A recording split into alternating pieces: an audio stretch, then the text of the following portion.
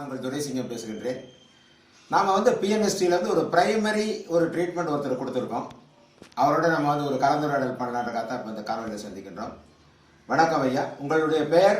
என்னோட பேர் சஞ்சீவ் குமார். முதலிலிருந்து வரேன் நான். ஓகே.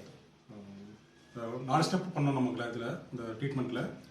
இந்த ஒவ்வொரு ஸ்டெப்லேயும் பார்த்தீங்கன்னாக்கா பாடி வந்து நல்லா லூஸ் ஆகிட்டே வந்தது, நல்ல ஒரு ஃப்ரீனஸ் கிடச்சிட்டே வந்தது. அப்புறம் இந்த கடைசி நம்ம இதில் பண்ணும்போது நல்ல ரிலாக்ஸ்டாக நல்ல பாடி வந்து ஒரு மெடிடேஷன் பண்ண ஸ்டேஜில் அப்படியே ரிலாக்ஸ்டாக வந்து நீட்டாக உடம்பு நல்லா ஃப்ரீ ஆகிடுச்சு, நல்ல கம்ஃபர்டபுளாக தெரிஞ்சது. கண்ணில் வந்து பார்த்திங்கன்னா அந்த பிளட் சர்க்குலேஷன் வந்து நல்லா தெரிஞ்சது. ஸோ அது வந்து இப்போ எந்திரிச்சு வர பார்த்தீங்கன்னா நல்ல ஃபேஸ்லேயே ஒரு ரிலாக்ஸேஷன் கிடச்சிது, ஒரு ஃப்ரெஷ்ஷான மாதிரி இருக்குது. கிட்டத்தட்ட ஃபேஷியல் பண்ண மாதிரி ஒரு ஃபேஸில் ஒரு நல்ல தெரிஞ்சது. எனக்கு ரொம்ப நல்லா இருந்தது. எனக்கு தேங்க்யூ சார். நன்றி. இதில் ஒரே ஒரு கேள்வி என்னன்னு கேட்டிங்கன்னா, இந்த கண்ணில் வந்து நாங்கள் உருளைக்கிழங்கு வச்சோம். உருளைக்கிழங்கு வைக்கலாம், அல்லது வெள்ளரிக்காய் வைக்கலாம், அல்லது இந்த ஸ்வாப் வைக்கலாம், இது ஒன்று வைக்கலாம்.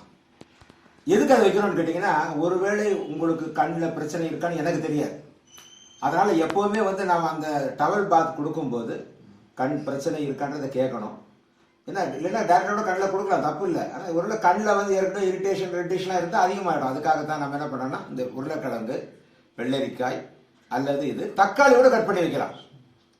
நான் நம்ம பெங்களூர் தக்காளி அதை கூட கட் பண்ணி நம்ம வைக்கலாம். வைக்கும்போது நல்ல ஒரு ரிலாக்ஸேஷன் கிடைக்கும். என்னன்னு கேட்டிங்கன்னா, இந்த ட்ரீட்மெண்ட் முடியும் போது உங்களுக்கு ஒரு தூக்கமான நிலை கிடைச்சிருக்கும். பொதுவாக வந்து நீங்கள் நம்ம யாராக தான் சொல்ல அந்த தூக்கத்தை என்ன பண்ண நீங்கள் வந்து என்ஜாய் பண்ணணும். அப்படியே அதை ட்ராவல் பண்ணிங்கன்னா நல்லாயிருக்கும், ரொம்ப நன்றாக இருக்கும்.